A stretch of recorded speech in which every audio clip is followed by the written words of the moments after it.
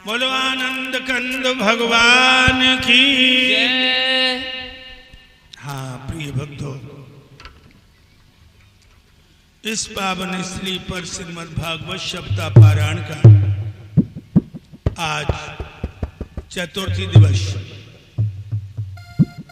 भाइयों, हमारे महान आदरणीय शिव सिंह यादव, श्रीमती राम बिठानी,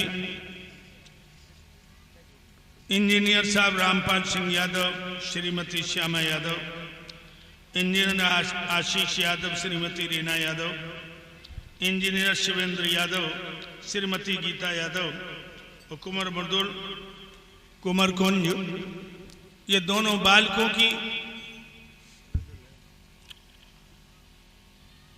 महान आयु हो, बड़ी आयु हो। इसी उपलक्ष्य में यहाँ पर 7 दिन के लिए ज्ञान की गंगा बहाई है। शिवेंद्र यादव ने, गीता यादव ने परमपिता परमात्मा के नाम पर संत भगवानों को बुलाकर और आप जैसी पुण्य आत्माओं को बुलाकर किस धरती का कण कण धन कर दिया। भाइयों, संसार के अंदर जो हम और आप आए हैं तो सिर्फ इसलिए नहीं आए कि बहुत बड़ा वैभव हमने उत्पन्न कर लिया, औरत औलाद शौहरत सब कुछ पैदा कर ली। इस संसार में आने का एक कारण है विद्वानों की नजरों में, धर्म धन कमा करके इस तरह यश की कीर्ति को फैलाते हुए जाओ कि लोग सदियों तक तुम्हें याद करते रहे। भाइयों, धन साधन है, साध नहीं है। मैंने कहा धन से तुम्हें बिस्तर तो मिल जाएगा, नींद नहीं मिलेगी। धन से तुम्हें रसमलाई लड्डू मिल जाएंगे, भूख नहीं मिलेगी। धन से तुम्हें नौकर मिल जाएंगे, पुत्र नहीं मिलेगा। धन से तुम्हें औरतें बहुत मिल जाएंगी, पत्नी नहीं मिलेगी। धन से तुम गीता कुरान खरीद लोगे लेकिन ज्ञान नहीं मिलेगा। धन साधन है, साध नहीं। साध धर्म है। और यह भी बता दूं, जब धर्म पर चलोगे तो सामने दीवारें आएंगी, चट्टानें आएंगी, तूफान आएंगे। अभी आपने हमारे शिष्य सुरजन चैतन्य के मुंह से सुना कि परम भक्त प्रहलाद के सामने कितने तूफान आए, लेकिन तूफानों से डरने वाला कायर होता है। तूफानों से टकरा करके मुकाबला करने वाला, लोग उसी का नाम लेते हैं। आज परम भक्त प्रहलाद को उस पापी ने खम्भ से बांध दिया और कहा, बोल तेरा राम कहां है? तो परम भक्त प्रहलाद कहने लगे, स्वयं सर्वभूताना ज्ञात्मा मस्सांत मूर्छत, मेरा परमात्मा सर्वभूतों में व्यापक है। हम में है, आप में है, खम्भ में है, तलवार में है। हिरण्यकश्यप कहने लगा, तलवार में भी है, हाँ खम्भ में भी है। हाँ, एकदम से खम्भ पे खड़ा का प्रहार किया, अद्वैगी खम्भ फटा और नरसिंह भगवान प्रकट हो गए, शेर की तरह दहाड़े। और भक्तों, इस तरह से हिरण्यकश्यप को दबोचा जैसे बाज बटेर को दबोचता है। उसने क्या वरदान मांगा था? न भीतर मरू न बाहर। भगवान कहने लगे, देख न तू भीतर है न बाहर है, देहरी पर है। तूने वरदान मांगा था, न ऊपर मरू न नीचे, न ऊपर है न नीचे, मेरे घुटनों पर है। तूने वरदान मांगा था, न नर से मरू न पशु से, देख मैं नर हूं या पशु। हिरण्यकश्यप कहने लगा, ये तो सृष्टि में पहली बार देख रहा हूं। तूने वरदान मांगा था कि 12 महीना में 1 महीना में न मरूं, तो मैंने 3 साल में एक एक तिथि की हानि करके 13वां लोंद का महीना बना के तैयार किया तेरे लिए। तूने वरदान मांगा था हथियार से न मरूं, देख मेरे हाथ में कोई हथियार है नहीं। लंबे लंबे नाखूनों से भगवान ने उसकी छाती में गड़ा करके फाड़ दिया। तरबूज की तरह दो खापे हो गई। मेरे भाइयों, आज हिरण्यकश्यप थोड़ा तड़फा, लाज को फेंक दिया और प्रहलाद को गोद में ले लिया। गोद में लेकर के भगवान के नेत्रों से अश्रुपात होने लगा। जीभ से भगवान भक्त को चाटने लगे और कहने लगे, पुत्र अग्नि में जलायो तोई, गिरशे गिरायो लाल, कमी नहीं राखी मेरे पूत को मिटाने में। जेर भी खबायो तोई, हाथिन सो कुचलायो लाल, कमी नहीं राखी मेरे पूत को मिटाने में। जहर भी खबायो तोई, सांपन सो डसायो तोई, और कमी नहीं राखी मेरे लाल को मिटाने में। मोह को चूम चूम चाट चाट बोले प्रभु, और क्षमा करिए पूत मोह को देर हो गई आने में। मेरे लाल, हमें आने में देर हो गई। मेरे लाल, मुझे क्षमा करना। और भक्त को भगवान चाटने लगे। बहनाओ, तुमने कभी अपने लला को चाटो? तुमने लला के गाल चूम लिए होंगे, माथो चूम लिए होंगे, होठ चूम लिए होंगे, लेकिन तुमने अपने पुत्र को कभी चाटा नहीं होगा। भगवान भक्त को चाट रहे। मेरे भाइयों, फिर प्रहलाद को नीचे खड़ा कर दिया और शेर की तरह दहाड़ करके बाकी आके निकाल निकाल के फेंकने लगे। इतना भयंकर क्रोध है कि भगवान की आंखों से ज्वालामुखी फट रही है।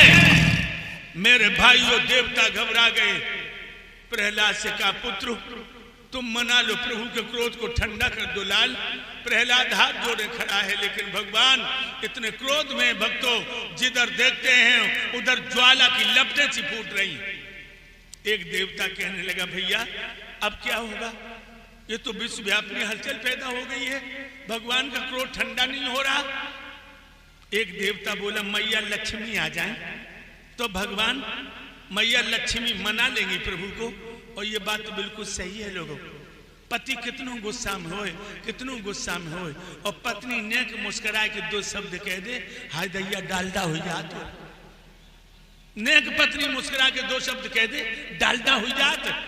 देवता भागे मैया लक्ष्मी के पास गए, बोले, माँ नरसिंह भगवान भयंकर क्रोध में हैं, सारे देवताओं के हाथ पैर फूल गए हैं, माँ चलो प्रभु को बना लो।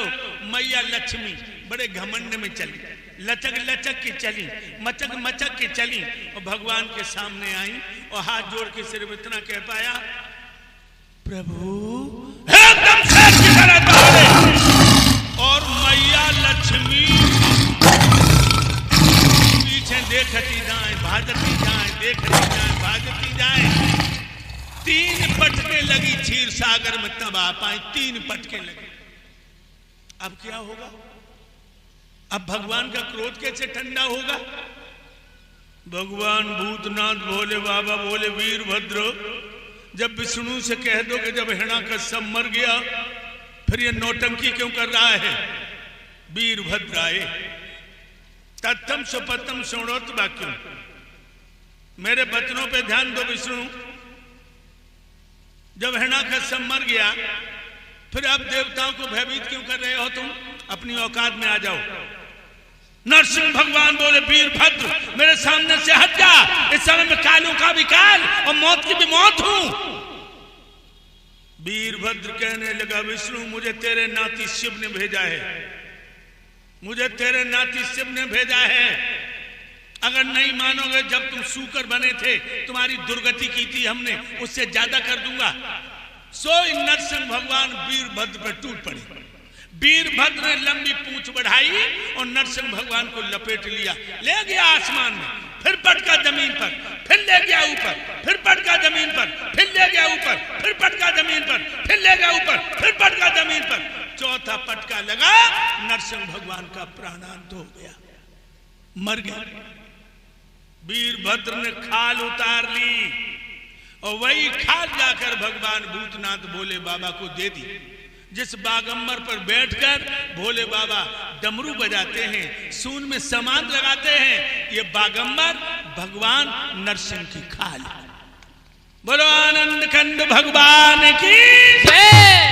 आप लोग सोच रहे होंगे जो नई बात सुन रहा हूं आज, बहुत नई बातें हैं, बहुत नई बातें हैं जिन पर तुम्हें गौर करना होगा।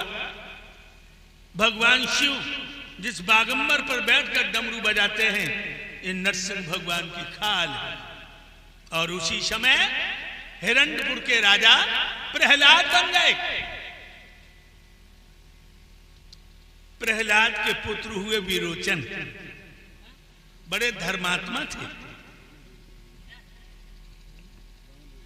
और इधर 500 मुद्राएं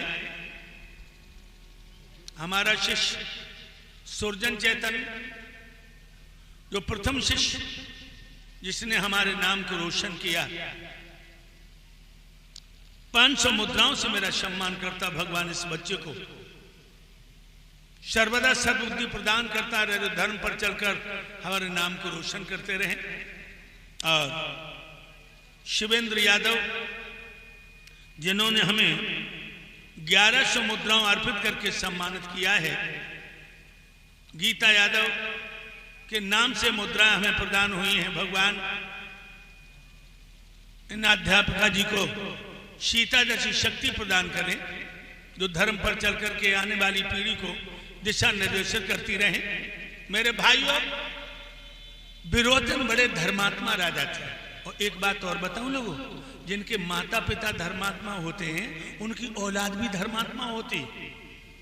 अच्छे माँ बाप की औलाद को तुम गली में पहचान लोगे, गली में लड़के खेल रहे होंगे और तुम पहचान लोगे, क्योंकि अच्छे माँ बाप के बच्चे तुम्हें देख के खेल बंद कर देंगे, हाथ जोड़ के नमस्ते करेंगे। तुम समझ लेना इनके माँ बाप बहुत अच्छे हैं। एक गांव में हमारे दोस्त मर गए एक्सीडेंट में, तो मैं गया, गली थी छोटी, तो हमने ड्राइवर्स का, हम गाड़ी नहीं जाएगी उनके दरवाजे तक, तुम गाड़ियां खड़ी किए रहो, मैं पैदल ही निकल जाऊंगा। लोगों हम चले, सुबह गली में बच्चा खेले गांव का, एक दूसरे पे धूल मारे, पूरी गली में अंधेरा। मैं खड़ा हो गया और खड़ा होकर सोचने लगा कि बच्चे मेरी तरफ देख के धूल बंद कर देंगे, मगर बच्चे नहीं रुके। तो मैंने कहा लाओ इनका चित्ता पई तरफ मोड़े, तो हमने कहा बच्चों नमस्ते। अब सब बोले आई आई आई आई आई, और हमारे पीछे भाग दिए, आ गए शादी वाले आ गए, शादी वाले, हमें शादी वाला समझ बैठे। तो याद रखना लोगों, अच्छे माँ बाप के बच्चे आप गली में पहचान लोगे। राजा प्रियव्रत धर्मात्मा थे, उसी तरह से विरोचन धर्मात्मा है। प्रहलाद धर्मात्मा थे, विरोचन धर्मात्मा है। अमरीश धर्मात्मा थे, उनके बच्चे भी धर्मात्मा हैं। इसीलिए कहा है कि माता पिता को धर्म पर चलना चाहिए।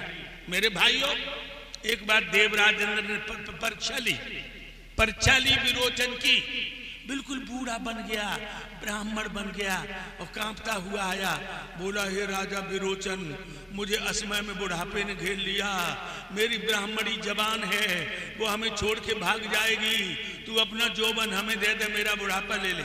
विरोचन ने अपना यौवन दे दिया इंद्र को और बुढ़ापा ले लिया। इंद्र प्रकट हो गए, कहने लगे धन्य हो देवराज। इंद्र कहने लगे विरोचन, जैसे तुम्हारे पिता और वैसे तुम निकले, लेकिन याद रखना 13वां देवासुर संग्राम जो हुआ है उसमें विरोचन मारे गए। 13वां देवासुर संग्राम कहां हुआ जानते हो? पहला देवासुर संग्राम हुआ जो 300 वर्ष चला, सोने की खान के ऊपर। और ये 13वां देवासुर संग्राम हुआ है मंदोदरी के बहनोई से। मंदोदरी की बहन माया और माया का पति शम्मर की मदद करने गया है विरोचन, वहां मारा गया, जिसमें देवोदास, पांचाल नरेश, देवराज इंद्र, केकई, महाराजा दशरथ, इसी 13वें देवासुर संग्राम में वरदान दिया था दशरथ ने केकई को। इसी 13वें देवासुर संग्राम में विरोचन मारे गए। और विरोचन के बेटा हुए हैं राजा बलि। राजा बलि बड़े धर्मात्मा राजा थे।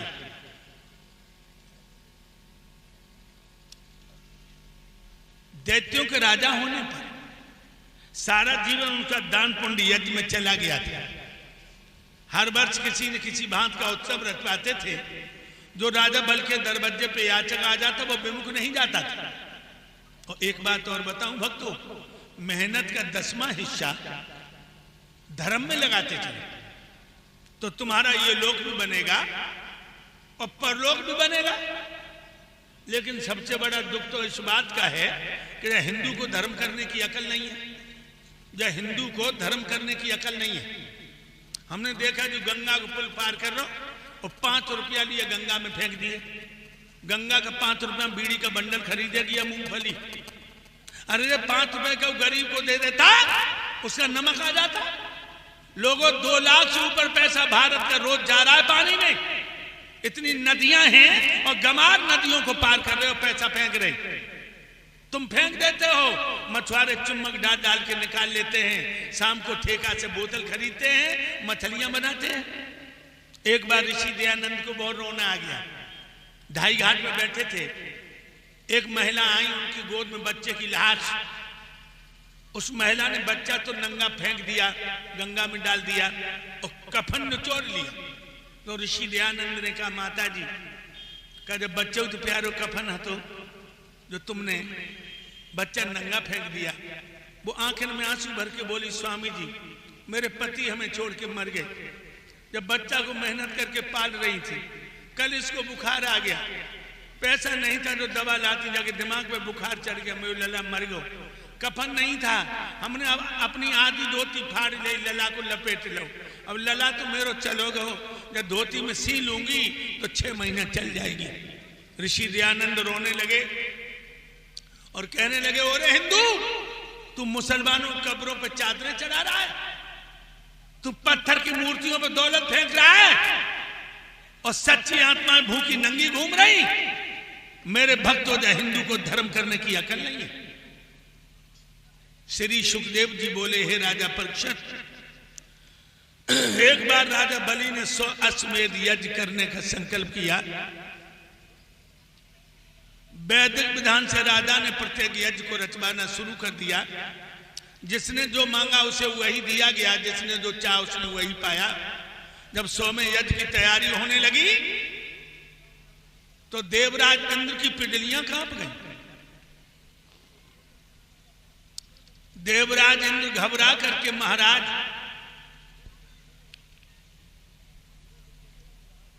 कमलेश के क्षीर सागर में पहुंचा। और एक बात और बता दूं आपको, उस समय राजा बलि 3 लोकों का सम्राट था। इस इंद्र को हत्या लगी थी, ये कंदराओं में छुपा था, इसका आधिपत्य था। यह भी आपको बता दूं, गाय की हत्या लगी थी इसको। मेरे भाइयों, ये कैसा ऊधम मच रहा है, ये कैसा ऊधम मच रहा है।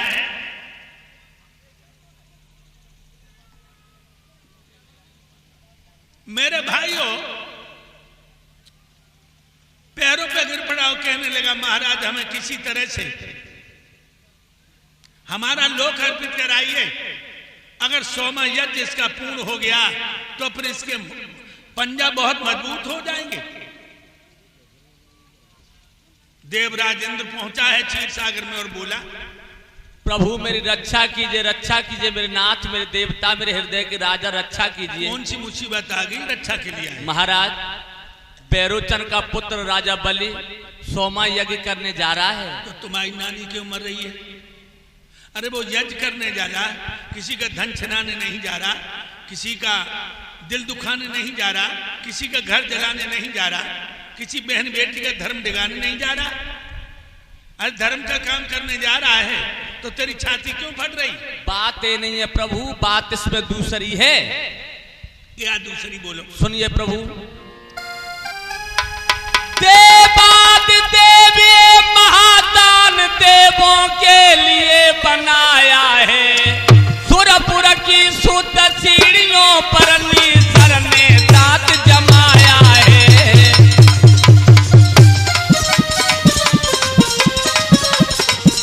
सुरपुर की शुद्ध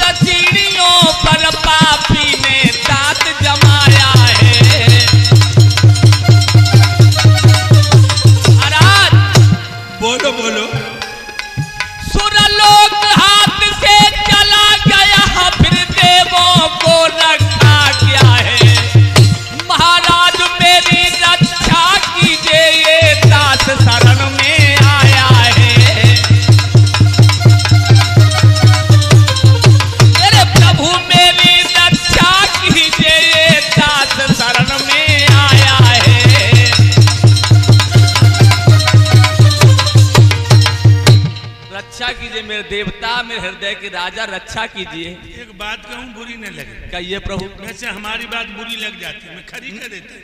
हाँ तो सत्य तो कड़वा होता है, लेकिन सत्य कहिए प्रभु। तो तुम्हारी नियत हमें कुत्ता जैसी लग रही है। क्यों लग रही है मेरी नियत कुत्ता जैसी तुम्हें? कुत्ता जब हड्डी को लेकर के अपने मुंह में लेके चबाता है, हाँ। तो हड्डी में खून तो होता नहीं। उसकी दांत से खून निकलता और हड्डी में लग जाता है। कुत्ता सोचता है हड्डी का खून है, हड्डी को नहीं छोड़ता।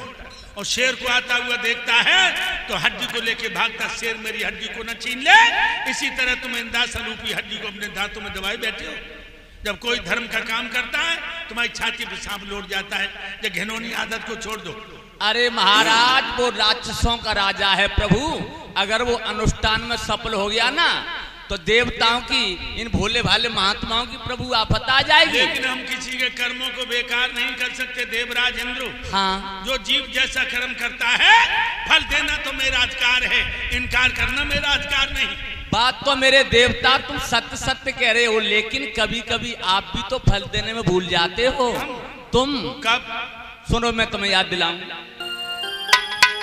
जब जब वरदान दिया तुमने तबई तब नौबत आई है, तबई तब नौबत आई है।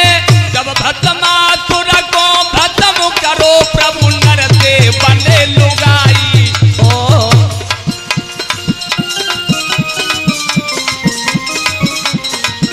जब भस्मासुर को भस्म करो प्रभु नरते बने लुगाई है।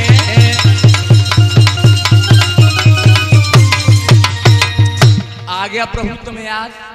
भक्तों के पीछे तुम नर से नारी बन गए। भक्तों के लिए तो मैं सब कुछ कर सकता हूँ देवराज इंद्र। तो घूमट लगा लिया, श्रृंगार बना लिया, ये भी कोई मतलब है?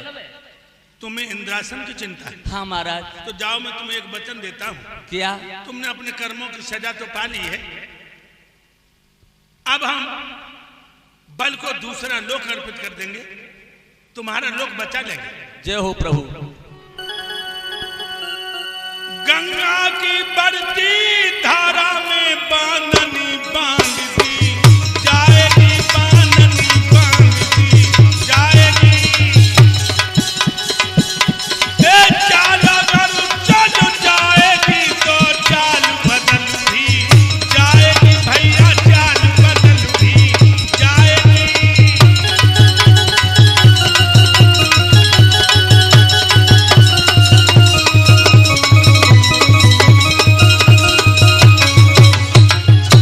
गंगा की बढ़ती धारा में जय हो गुरुदेव। बांधनी बांध दी जाएगी। चाल अगर चल जाएगी तो चाल बदल भी जाएगी भाई, चाल बदल भी जाएगी।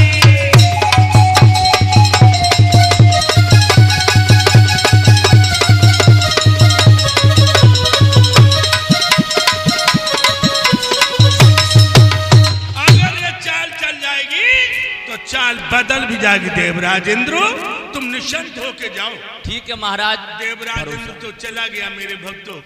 अब भगवान स्वाधीन ब्रह्म सच्चिदानंद फिक्र की चंगुल में फंस गए कि मृत्यु लोक में कैसे जाऊं। और जानते हो मृत्यु लोक में आने के लिए एक सीढ़ी की जरूरत है।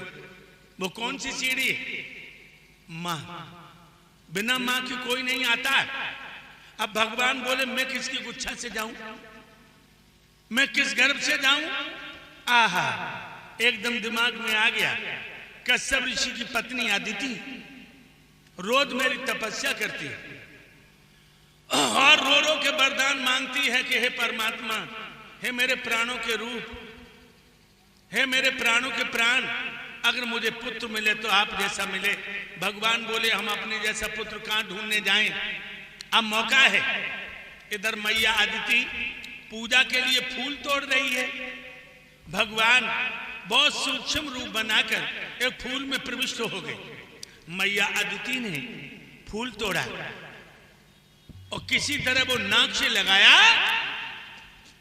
भगवान नाक के द्वारा माँ के गर्भाशय में पहुंच गए। माँ को ये तो मालूम पड़ा कोई हल्की भारी चीज हमारे पेट में चली गई, लेकिन भक्तों ये नहीं मालूम पड़ा कि जगदाधारी चले गए, संसार के प्रभु ही चले गए। आई है स्नान किया, कुसुम का आसन डाला, भजन करने को बैठी, हाय जो आंखें बंद की, मां के उदर में प्रसव की पीड़ाएं आने लगी। मैया अदिति चौंक पड़ी, हाय मेरे पेट में बच्चा कहां से आ गया, मुझे तो पता भी नहीं लगा। हाय राम, मैं ये क्या देख रही हूं, मेरे पेट में बच्चा कहां से आ गया। मेरे भक्तों एकदम भगवान पैदा हुए और खड़े हो गए, बिल्कुल छोटे नंगे खड़े हैं। मैया ने एक दृष्टि डाली है, उसके बाद प्रभु में तेज इतना था कि मैया प्रभु को देख नहीं सकी। उसने आंखें बंद करके कहा, आप कौन हैं, मेरे उधर से पैदा होकर के खड़े हो गए, इतनी शक्ति तो दे दो मैं तुम्हें देख लूं। भगवान बोले, मां अदिति आंखें खोलो, तुम रोज रो रो के मेरी तपस्या करती थी और मांगती थी कि मेरी कोख से बच्चा पैदा हो तो आप जैसा हो। मैं अपने जैसा कान ढूंढने जाता, मैं अपने जैसा कान ढूंढने जाता, मैं स्वयं आया हूं मां। और जो मां ने आंखें खोली, भगवान नंगे खड़े, बना छोटे, जैसे हाली बच्चा होता वैसे। एकदम मां बोली, पुत्र आजा मेरी गोद में। मेरे दोनों स्तन में दूध इतनी जोर से आ गया है, मेरे स्तन फटे जा रहे, आग सी निकल रही। मेरे लाल, तू मेरे सीने से लगकर मेरे स्तनों को मुंह में दबा के बारी बारी से स्तनों की आग को ठंडा कर दे मेरे लाल। भगवान बोले, मां मैं देवताओं के जरूरी काम से आया हूं, मैं तुम्हारे सीना से लगकर स्तनपान नहीं कर सकता। मां बोली, मां बेटा मेरे दोनों स्तन फटे जा रहे मेरे लाल। भगवान बोले, मां तुम अपने दोनों स्तन अपने हथेली पे रख लो, मुंह फैलाता हूं मैं। मैया ने दोनों स्तन हथेली पे रखे भक्तों, और जो भगवान ने मुंह फाड़ा, अदिति ने देखा भगवान के मुंह में सारा ब्रह्मांड नजर आया। दोनों स्तनों की धाराएं प्रभु के मुंह में गिर रही हैं। भगवान दुग्ध पान करते जा रहे, वैसे बढ़ते जा रहे, बढ़ते जा रहे, बढ़ते जा रहे, बढ़ते जा रहे।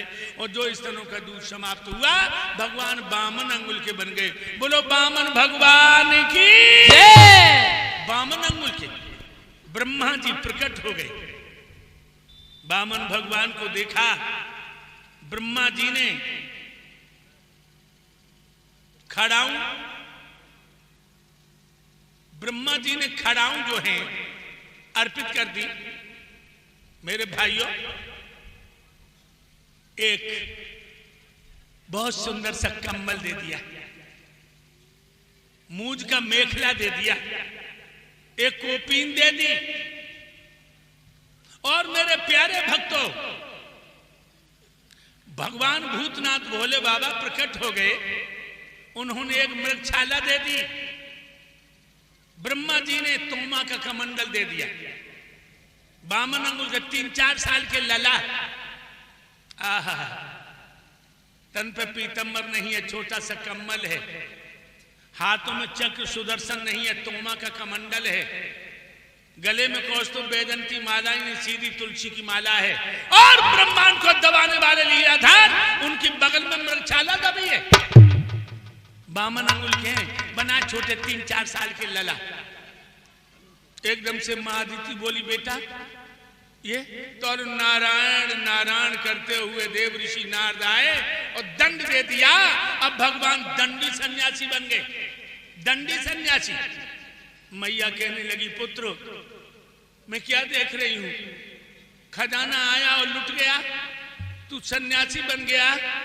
भगवान बोले, मां मुझे देवताओं का काम करना है, मैं देवताओं के काम से आया हूं।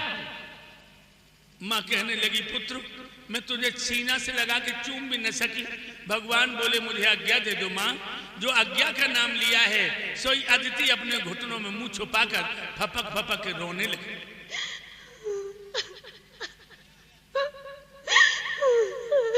क्यों रोती हो मां? तुम्हें मोह का पीछे क्यों चढ़ा है मां? मैं देवताओं के काम से आया हूं मां, न रो मां। मां तुम्हें मेरी कसम हो मां। जो कसम खवाई, मां की हिचकी रुक गई और मां ने कहा, विजयी बांधव तेरी विजय हो। अब दंडी सन्यासी बन के चले हैं, 3-4 साल के लला, लेकिन शरीर में तेज है। तेज कहां होता है? तेज ब्रह्मचर्य में होता है। ब्रह्मचारी के चेहरे पे तेज होगा, ब्रह्मचारी की वाणी में तेज होगा, ब्रह्मचारी की आंखों में तेज होगा। इसलिए पांडाल में बैठे भाइयों, अगर 100 साल जिंदा रहना है, 100 साल जिंदा रहना है, वीर की रक्षा करो। वेदों में मंत्र आता है, वीराम रक्षा में आयु वृद्धि। जो वीर की रक्षा करता है उसकी उम्र बढ़ती है। ये बीड़ी, सिगरेट, ये गुटखा, ये दारू वीर को क्षय करने वाली वस्तुएं हैं, इनका त्याग करना पड़ेगा तुम्हें। अगर 100 साल जिंदा रहना है, सफेद खून की रक्षा करो। भागवत सुनने आए हो, ये वीर रतन अनमोल है, बिरथा नाई से गमैयो। ये वीर रतन अनमोल है, बिरथा नाई से गमैयो। ये वीर रतन अनमोल है, बिरथा नाई से गमैयो। बिरथा नाई से गमैयो रे, बिरथा नाई से गमैयो रे, बिरथा नाई से गमैयो। ये वीर रतन अनमोल है, बिरथा नाई से गमैयो। ये वीर रतन अनमोल है, बिरथा नाई से गमैयो। ये वीर रत्न अनमोल है, बिरथा नाई से गमाओ। ये वीर ही प्राण है, वीर ही आत्मा है। जब दिन तुम्हारे शरीर से वीर का सफाया हो जाएगा, ये आत्मा शरीर को छोड़ के रमन हो जाएगी। भाइयों, वेदों में आया है, यही वीर अमृत कहलावे, मरे भये को यही जियावे।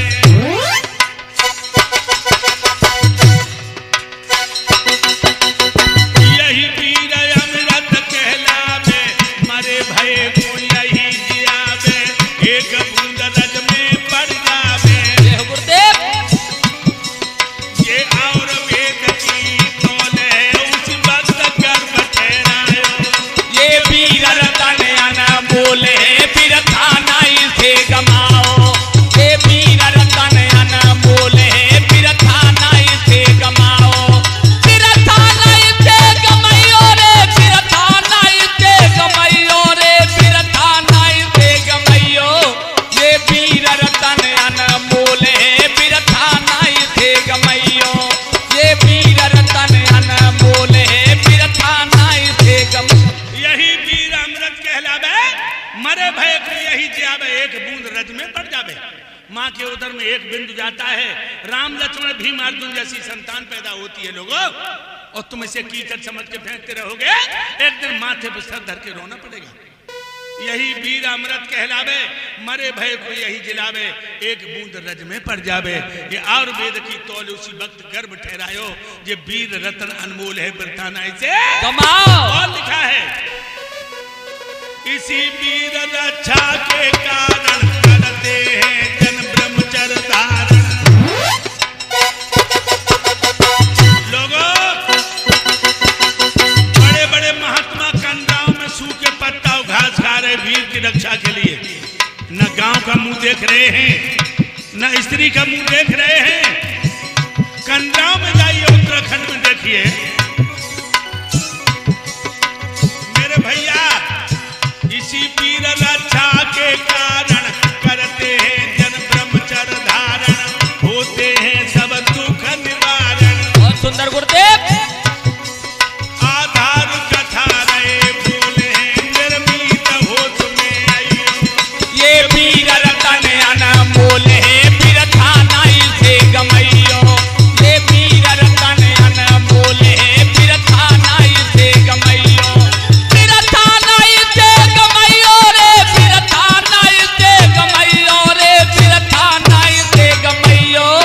ये वीर रतन अनमोल है, बिरथा नाई से गमैयो। ये वीर रतन अनमोल है, बिरथा नाई से गमैयो। इसी वीर रक्षा के कारण करते हैं जन ब्रह्मचर्य धारण, होते हैं सब दुख निवारण। मेरे भाइयों, अरे जाको जीत बनो ब्रह्मचारी, भीष्म पितामह थे बलधारी। और सुन बेटा, जाको जीत बनो ब्रह्मचारी, भीष्म पितामह से बलधारी। दयानंद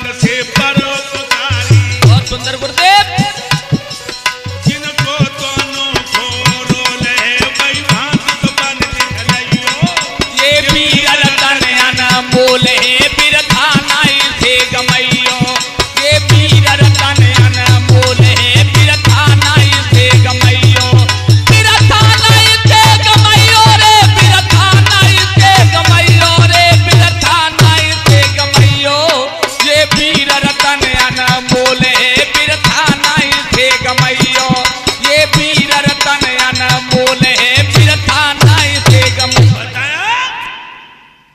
जागो जीत बनो ब्रह्मचारी और भीष्म पितामह से बलधारी दयानंद से परोपकारी। मेरे भाइयों, सफेद खून की रक्षा कर लोगे तो परिवार की रक्षा कर लोगे, समाज की रक्षा कर लोगे, देश की रक्षा कर लोगे। और सफेद खून का सफाया हुआ तुम स्वयं अपनी रक्षा नहीं कर पाओगे और मौत के ग्रास बन जाओगे। इसलिए हमेशा पौष्टिक भोजन करो। ये दारू, अंडा, मांस ये शरीर को दम देने वाली चीजें नहीं है, शरीर का सत्यानाश करने वाली है, शरीर का सत्यानाश करने वाली है। दूध, दही, मक्खन इसका इस्तेमाल करो। लेकिन मुझे दुख है आज हमारा देश वीर से खाली होता जा रहा है। 26 जनवरी, 15 अगस्त कॉलेजों में प्रोग्राम देने जाते हैं, लड़का लड़कियों के चेहरे देखते हैं तो दिल रोने लगता है। बुझ गए चेहरे, बुझ गए लड़का लड़कियों को, ब्रह्मचर्य रहा ही नहीं।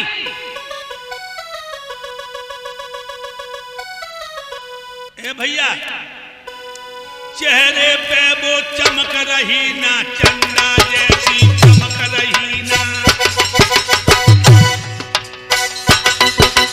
क्या होगा? ये देश गुलाम हो जाएगा। मेरे नौजवान, जवानी की हिफाजत कर। चेहरे पे वो चमक रही ना, चंदा जैसी चमक रही ना, वीरों जैसी धमक रही ना। सत्य कह रहे गुरुदेव।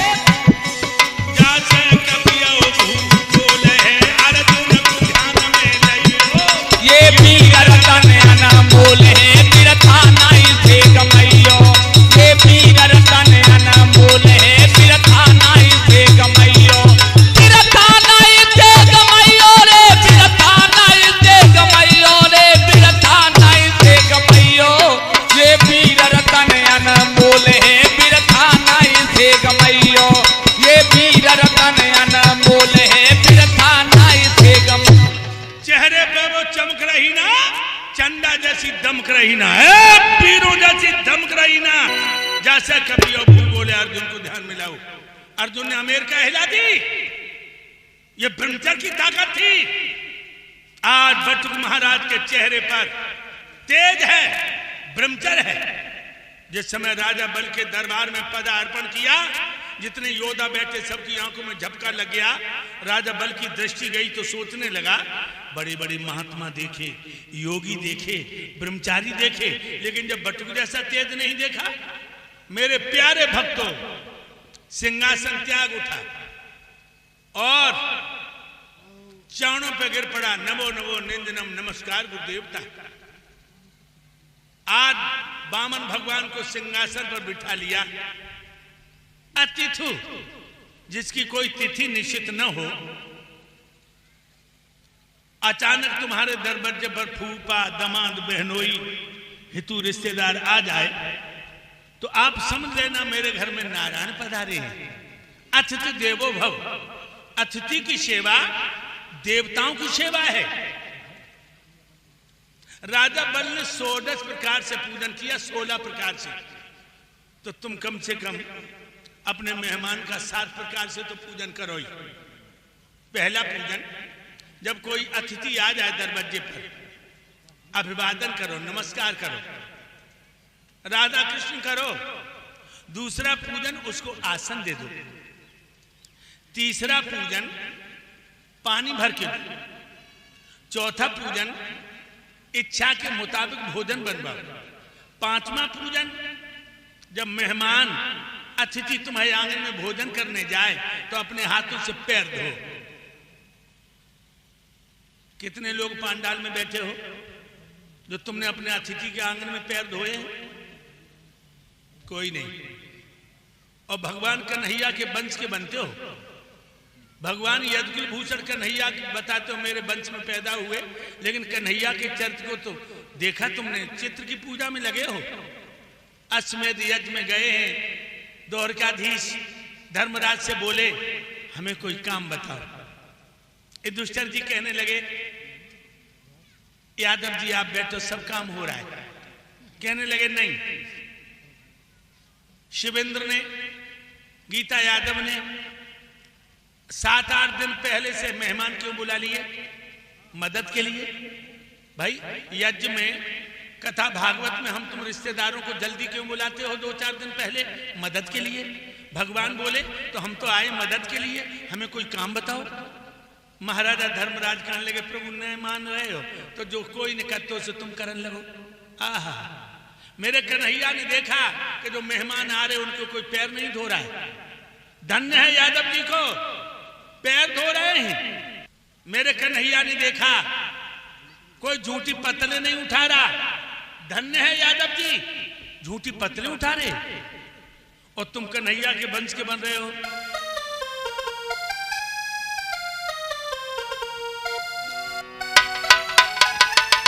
चरित्र और आचार तुम्हारा था मशहूर जमाने में, मगर याद यादव का गौरव लग रहे आप मिटाने में।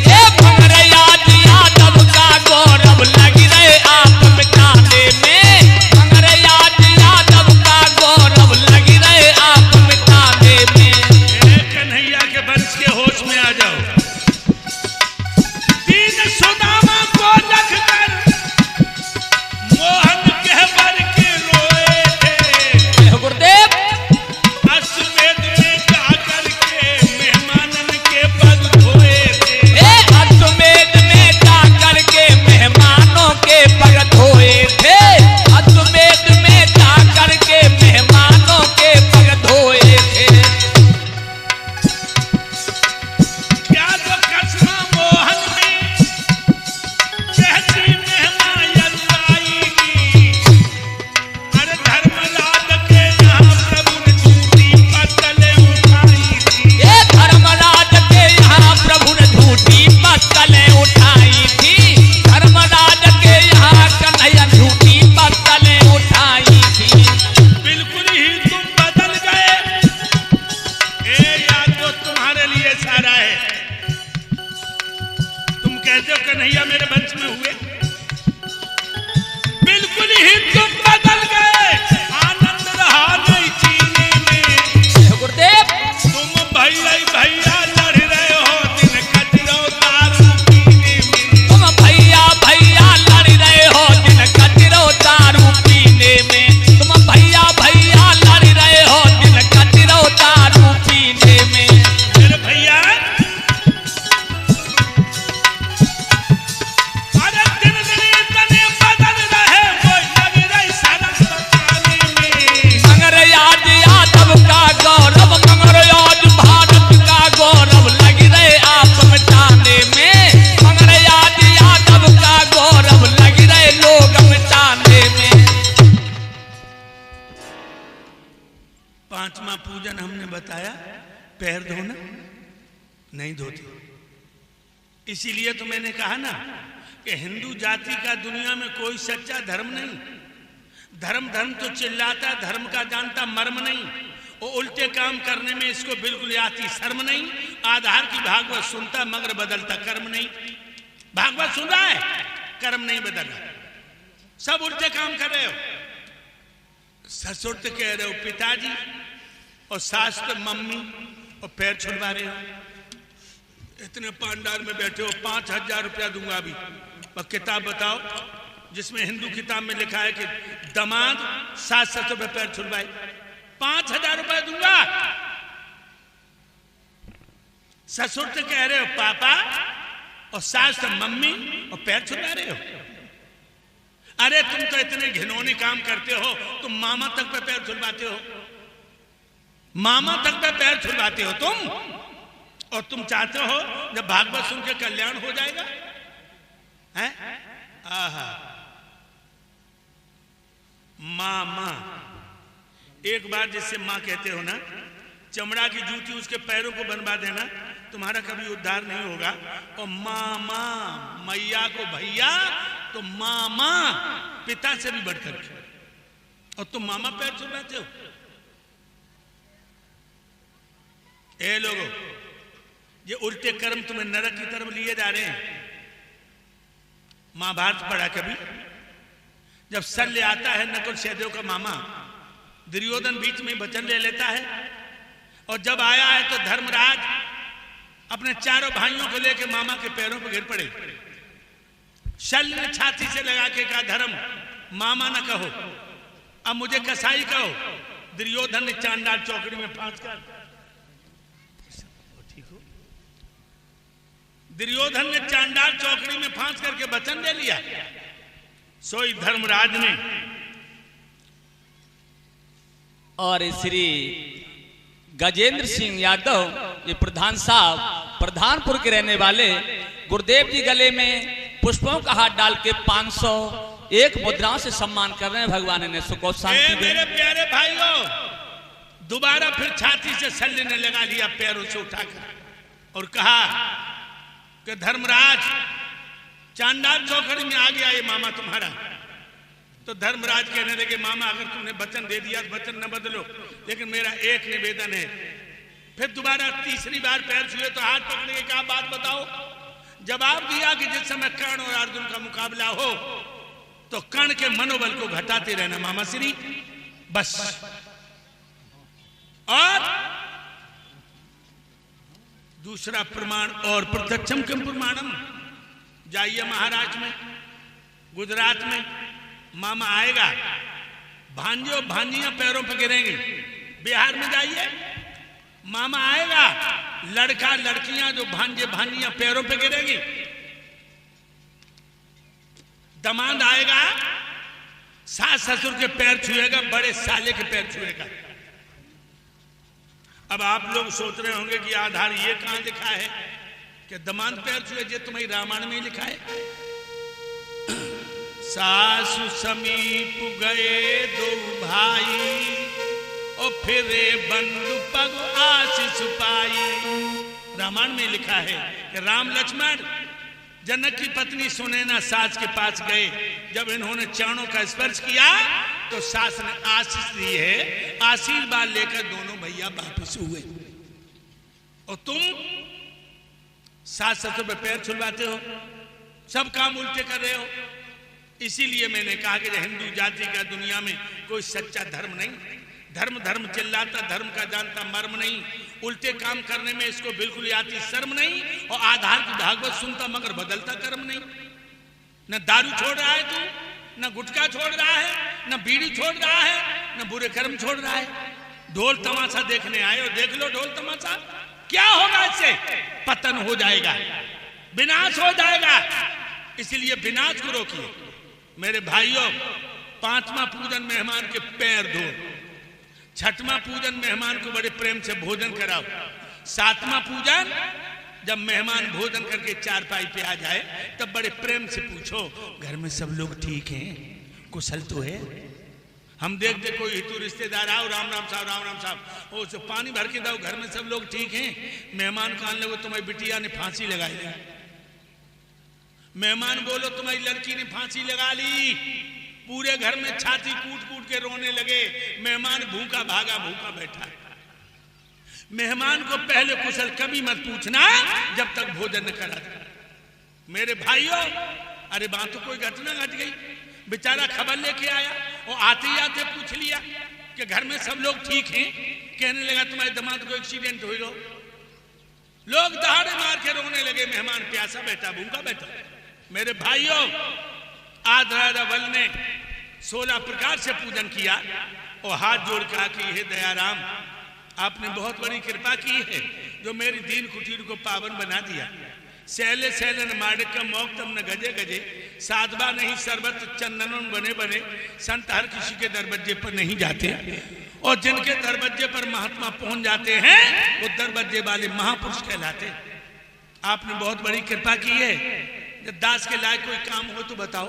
हे राजा बलि, हमने सुना तुम बहुत बड़े दानी हो, और तुम यज्ञ भी कर रहे हो, थोड़ी सी दान की इच्छा लेकर के आपके पास में आया हूँ राजन। महाराज इतना बड़ा तो दानी नहीं हूँ जितना आपने नाम सुना है। बहुत नाम सुना है आपका। इतना जरूर है कि दो चीजें छोड़कर हम अपने प्राण भी पराये हित में दे देते हैं। हे राजा बलि, वो दो चीजें कौन सी हैं जो आप नहीं देते? बता दूंगा, जो पंखा चलवा दो, गर्मी लग रही है।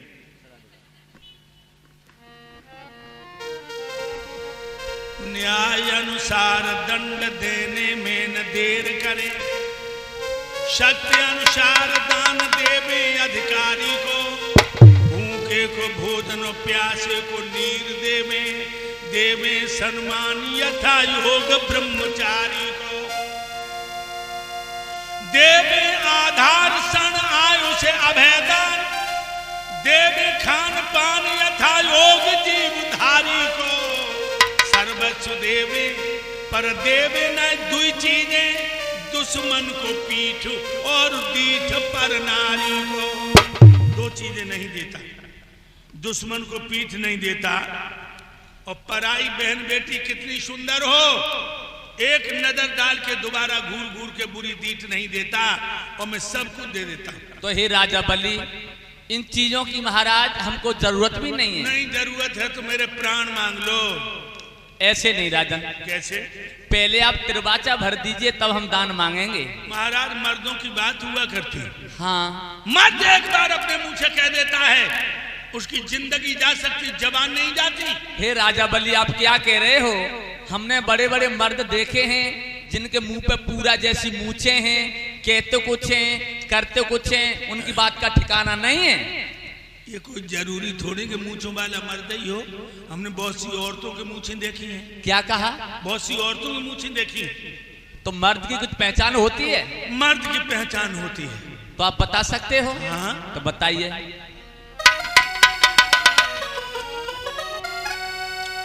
हम मर्द उसी को कहते हैं, अड़ता हो वहां पर अड़ जाए, दिल का मर्द हिम्मत का धनी, और बात पे अपनी मर जाए, दिल का मर्द।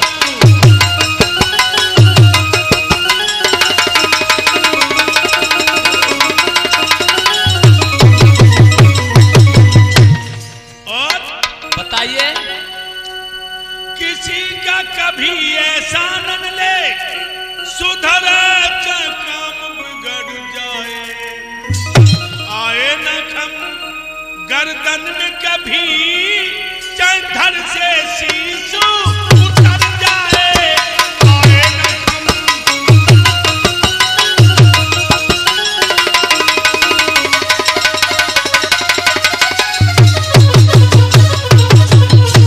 और बताइए, सुन रहा हूं। प्यार करे तो प्रेमी को देते भी प्राण न घबराए,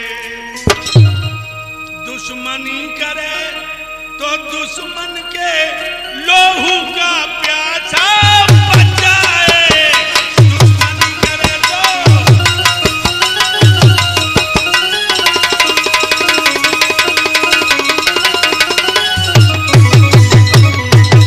ये मर्द की पहचान है। प्यार करे तो प्रेमी को देते भी प्राण न घबराए, है दुश्मनी करे दुश्मन के लोगों का प्यासा बन जाए। मांग लीजिए, निश्चिंत होकर मांग लीजिए देव। नहीं नहीं राजन, पहले आपको त्रिवाचा तो भरनी पड़ेगी।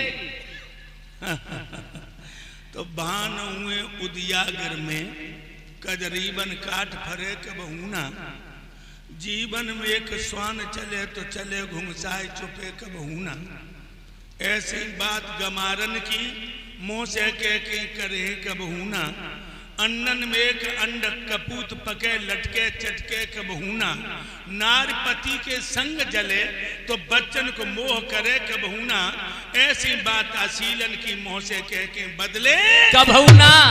मांग लो जो मांगोगे वही दूंगा, वही दूंगा, वही दूंगा। तो सुनिए राजन, अब मैं मांग रहा हूं। मांगो।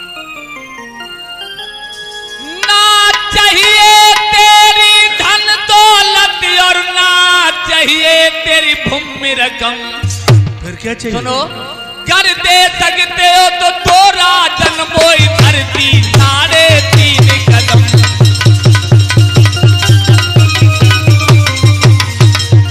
कर दे सकते हो तो तोरा जनपद धरती 3.5 कदम। 3.5 कदम धरती, 3.5 कदम। महाराज ये तो है तुच्छ दान, मुझ देने में लगी शर्म। इतनो नाटक करके मांगी वो पे धरती 3.5 कदम। महाराज हाँ इतना लंबा नाटक किया और मांगा तो 3.5 कदम धरती। इतना दान देवे मुझे शर्म लगे, कछु और ले ले, बस राजन, कछु और ले ले, मुझे लाज लग रही बाबा, और ले ले मोए, शर्म लग रही बाबा, और ले ले मोए।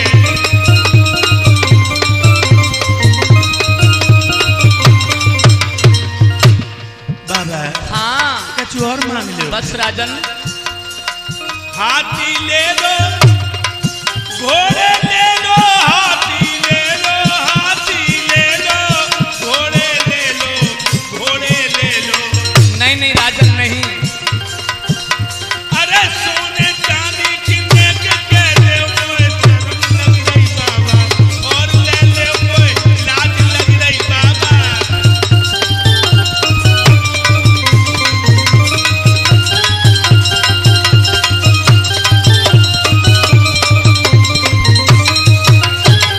महाराज हाँ इतना बड़ा नाटक किया और मांगा 3.5 कदम धरती।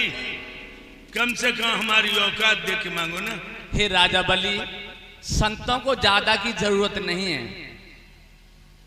महाराज जब बताओ हाँ तुम ही नाप लो को ऊपर नप गए हो। हे राजा बलि, हमें काऊ लेखपाल और पटवारी की जरूरत ना है, हम तो स्वयं नाप लेंगे। महाराज तुम्हें छोटी छोटी पैया, छोटी छोटी बैया, और तुमने नापो तो पीड़े ऊपर जगह पल्ले नहीं पारे। हाँ और हमारे पास जो बड़े बड़े राक्षस बैठे हैं, का चिमटा बैठे, का झींका बैठे हैं, हाँ जो 16 रोटी एक बार में खाते हैं, जरा इन पे नब्बा लो ना। नहीं नहीं नहीं, मैं स्वयं नाप लूंगा, इनका मुझे भरोसा नहीं है। अगर महाराज यही बात है तो नाप लो। तो पहले आप संकल्प तो छोड़ दीजिए राजन। भक्तों संकल्प नंबर आया, राजा बल के गुरु शुक्राचार्य आ गए, और जो आचार्य ने बटु महाराज को देखा समझ गया वो चतुर ब्राह्मण बामन अंगुल में 3 लोकों का स्वामी। राजा बल को इशारा दिया, राजा बल इधर आओ। राजा बल पहुंचे, भगवान बोले बलराज तैयार हो जाओ। और बल से शुक्राचार्य ने कहा जो बटुक बैठो, जो कब को आओ। जवाब दिया 2 घंटे हो गए, कछु मांगो तो नहीं। जवाब दिया 3.5 कदम धरती मांगी। शुक्राचार्य बोले मना कर दे, मना कह दे हम नहीं दे पाएंगे।